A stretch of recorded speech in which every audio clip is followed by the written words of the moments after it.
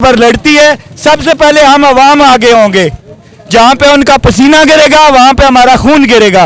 लेकिन अगर वो हमें नंगा करेगी तो हम उसको नंगा करेंगे, वो हम में से हैं। और हम वो जी मैं ये कह रहा था कि हमारे मुल्क में मौलाना साहब एक मसरत शहीन से इलेक्शन नहीं जीत सके तो किसी और सीट पे क्या करेंगे? है ही टोटल फितना फसाद मौलाना साहब खुद हैं।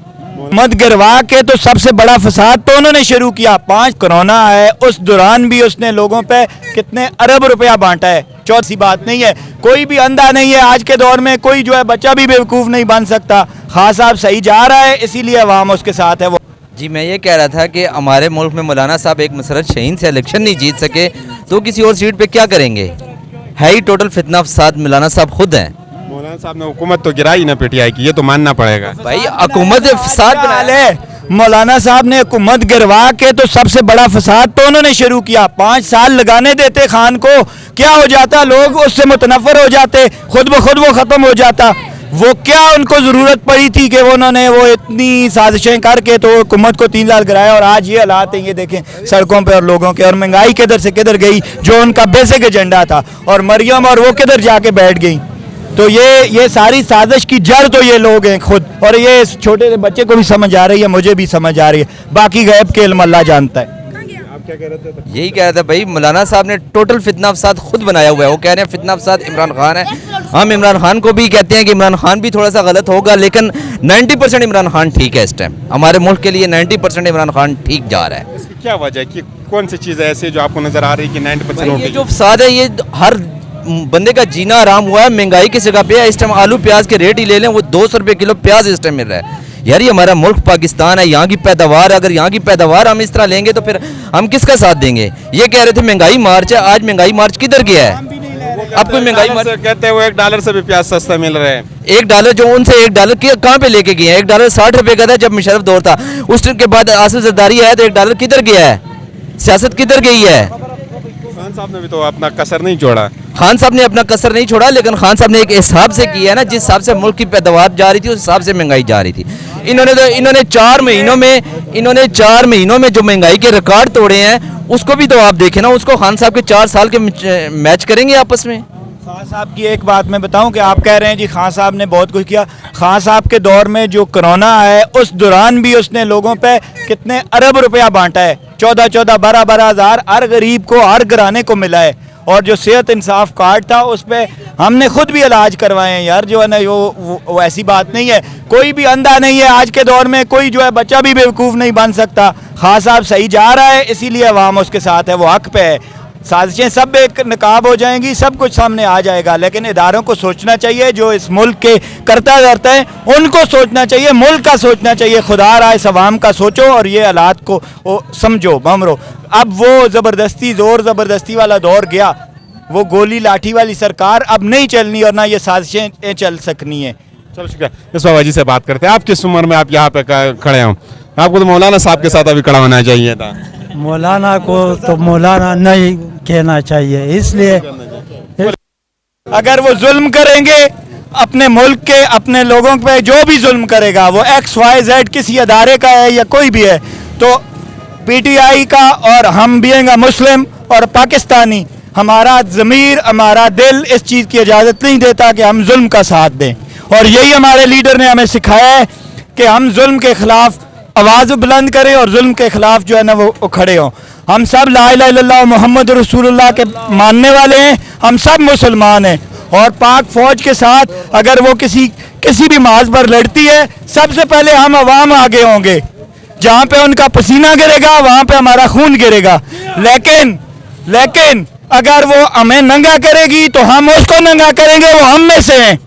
और वो हमारा कोई भाई है, कोई बाप है, कोई चाचा है, कोई ताया है, तो वो अपनों को ही नंगा करने पे आ गए हैं।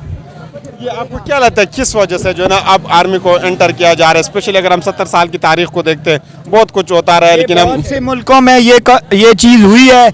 अब जो है गैर मुस्लिमों की और साजिशी कुव्वतों की तो ये पूरी कोशिश है कि वो इंतशार इस तरह से फैलाएं। लेकिन हम हर बच्चे को, हर बंदे को ये समझना चाहिए कि हम गैर ज़रूरी तनकीद और गैर ज़रूरी इंतशार ना फैलाएं, بلکہ ہم صحیح جو لوگ غلط کر رہے ہیں ہمارا مطالبہ ایک ہی ہونا چاہیے کہ آئینی حدود کے اندر رہ کے ہر ادارے ہر فرد کو کام کرنا چاہیے، اور ہر ادارے میں جو گندی اور کالی بھیڑیں ہیں جن کی وجہ سے آج تک ملک بھی اور ہمارے جو ہے نا ادارے بھی بدنام ہو رہے ہیں، ان بھیڑوں کو اور ان گندی مچھلیوں کو باہر پھینک کے تالاب کو صاف کریں۔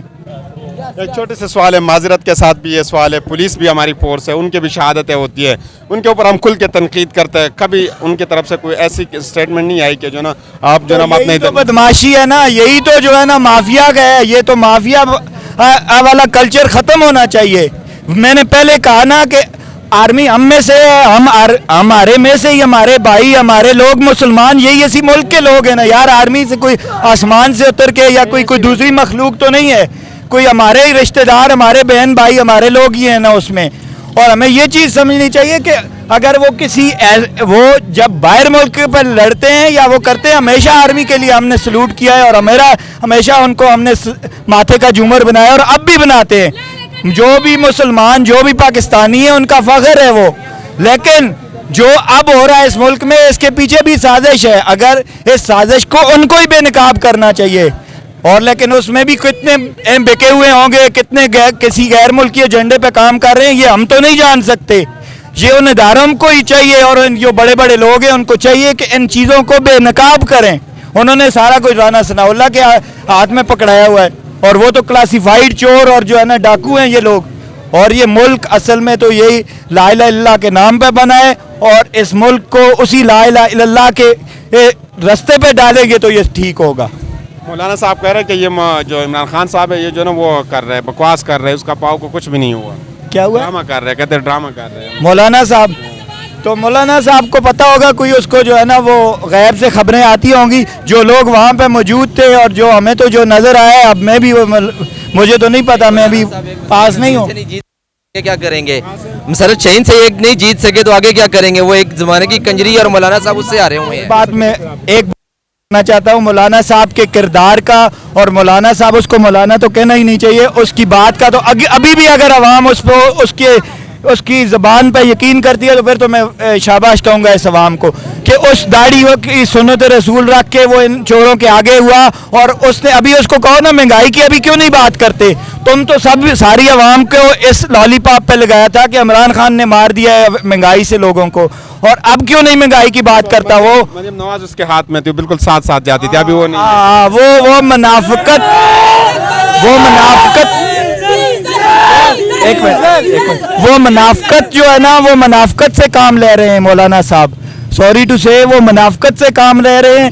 وہ پہلے مہنگائی کا ایجنڈا لے کے آئے تھے، وہ اس پہ فلاپ ہوئے، وہ اپنے کیسز ختم کروائے، انہوں نے وزارت لے کے مولانا صاحب کے منہ پہ چپ لگ گئی، اور اب ان کو موقع مل رہا ہے کہ جی گولی نہیں لگی تو یہ نہیں ہوا وہ نہیں ہوا، تو وہ اللہ علیہ الحق ہے، ساری چیزیں سامنے آ جائیں گی وقت کے ساتھ۔ صرف ہمیں ہر بندے کو یہ سمجھنا چاہیے کہ انتشار اور جو ہے نا صحیح احتجاج اس میں فرق کرنا چاہیے۔ اداروں میں جی پاک فوج ہماری اپنی فوج ہے، ہمارے بھائی ہیں، لیکن یہ نعرہ لگائیں کہ گندی مچھلیوں کو تالاب سے باہر پھینکو اور تالاب کو صاف کرو۔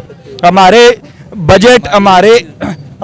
بجٹ کا اور ہمارے ملک کا ان کو ہمارے ٹیکس کا پیسہ ان کو جاتا ہے، اور ہم اپنا خون پسینہ بھی ان پہ لگاتے ہیں کہ یہ ہمارے محافظ ہیں، ہمارے جو ہے نا ہماری سرحدوں کے محافظ ہیں، اور ہمارے ملک جو لا الہ الا اللہ کے نام پہ بنا ہے اور یہ اسلام کا قلعہ ہے اس کی حفاظت کرنے والے ہیں، سپاہی ہیں، لیکن ہمیں کیا معلوم کہ وہ اندھیروں میں کیا کرتے ہیں، کس سے ملتے ہیں، یہ تو اللہ ہی جانتا ہے۔ اور اب جو عمران خان صاحب نے نامزد کیے ہیں جو لوگ، ان کو بالکل جو ہے نا ریزائن کرنا چاہیے، ان سب کو تفتیش ہونی چاہیے، صاف تفتیش ہونی چاہیے، اور اس میں سارا دودھ کا دودھ پانی کا پانی ہونا چاہیے، تب عوام کو بھی یہ انتشار ختم ہوگا۔ شکریہ۔